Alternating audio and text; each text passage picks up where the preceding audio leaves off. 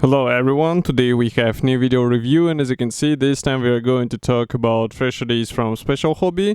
And today model comes in 1/72 scale, so we have a copy of the famous Warhawk or Kitty Hawk, and as you can see it's a P-40D or Kitty Hawk Mark 1, and we have here kit number SH72367, actually 72367 because it's a 1/72 scale release.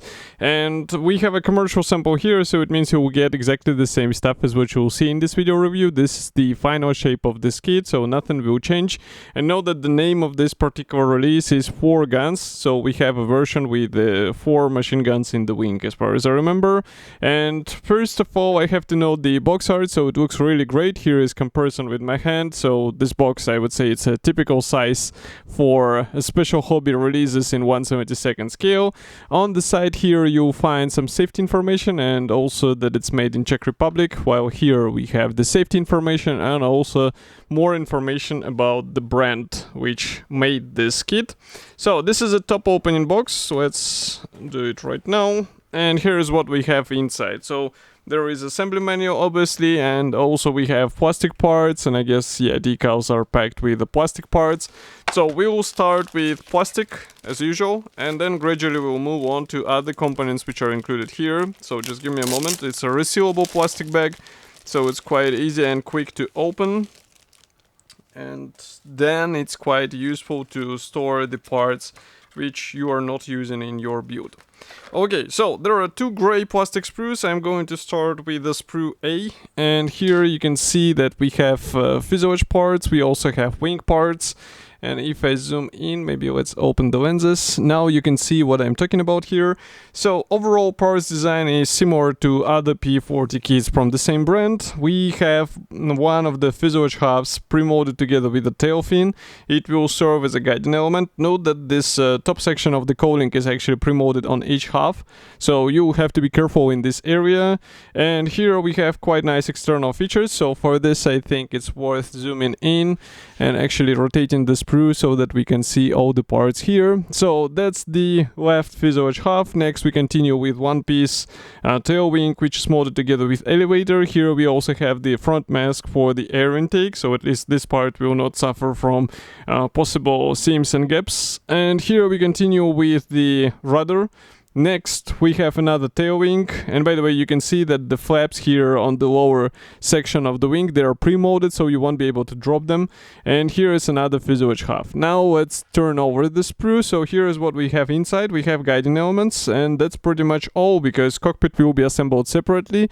And here you can check what is actually supplied in the wings. So ailerons here and also wingtips, they will be used as a guiding elements as well, which is quite smart design in my opinion, because it will help you with the proper position of such large parts, and you will get a better result in let's say no time. And here by the way you can see a comparison with my hand of the wingspan, so it's not that small model to be honest.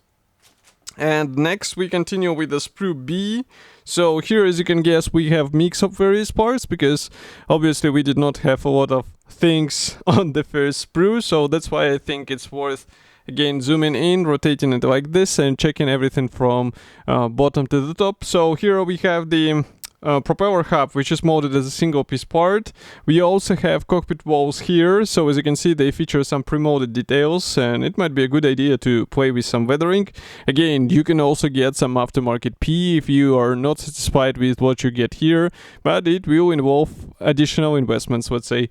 Next we continue with 2 types of the instrument panel here. I guess only one will be used. The same can be said with the pilot seats here. As you can see 2 versions are supplied, and also landing gear wheels. Here we have 3 types of the landing gear wheels as far as I can see. No, actually 2, because as you can see there are 2-piece assemblies.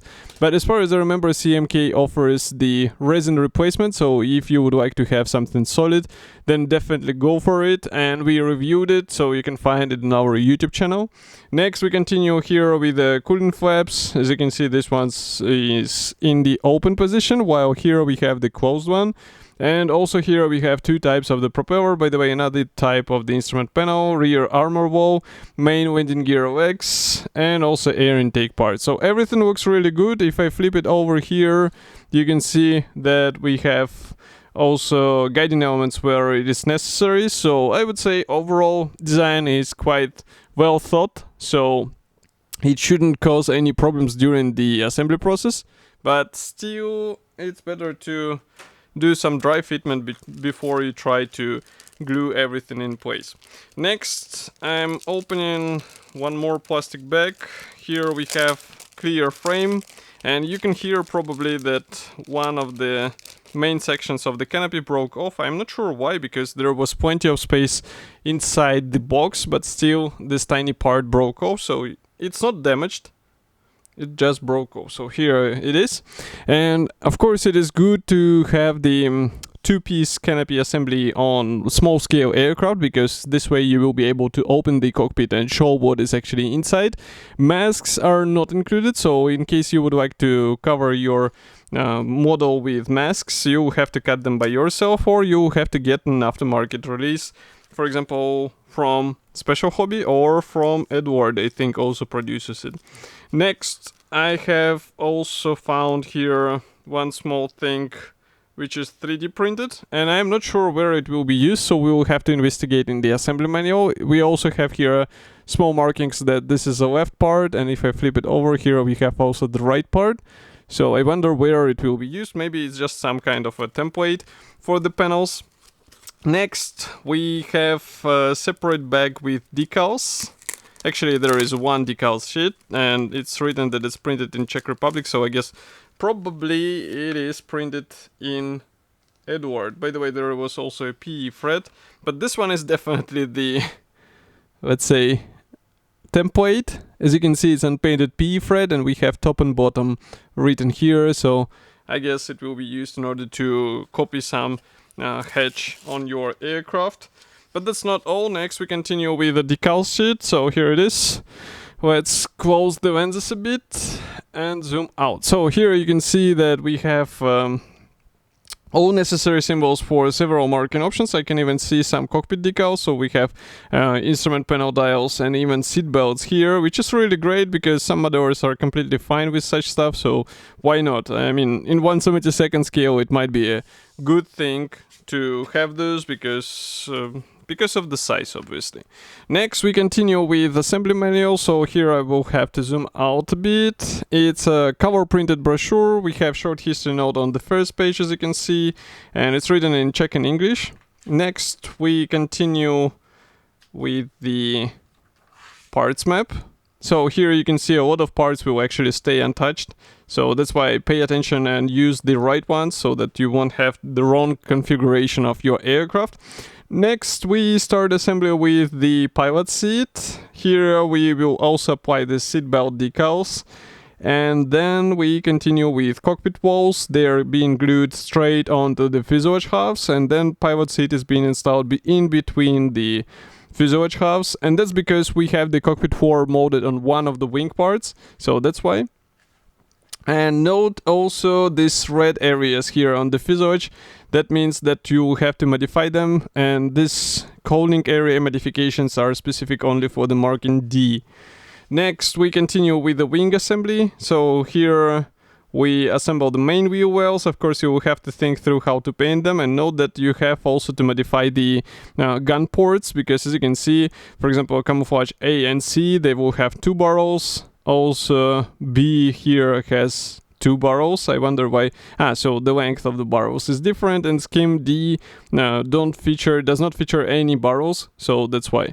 Next we continue with the tail fairings, and also here we have the landing gear wheels, coolant flaps in 2 options, as you remember, open or closed. So yes, this P part is actually a template for the lower section of the wing, but I do not see anything related to the 3D printed parts yet here as well.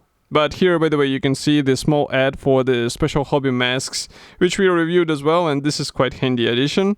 But now, if you will give me a second, I would like to see where are this 3D printed parts used, because they were not, no, they were in the parts map, but I did not notice them in the assembly process, so it's quite interesting where they will be applied. So I just need to check it a bit. And frankly speaking, I do not see it. So it will be applied under wing. That's why. So here, if I show it in a second, we have these small bulges. So that's actually the 3D printed parts being applied under wing. And next we continue with the first marking option here. So this aircraft, I would say classic shark mouth aircraft, which is I would say traditional marking option for a Warhawk.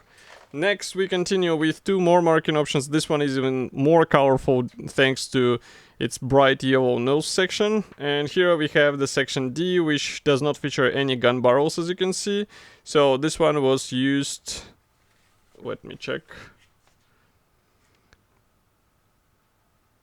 Yeah, so it was used in 1941 and in Pursuit Group. I wonder why I did not have the barrels, so if you know, feel free to write in the comment section.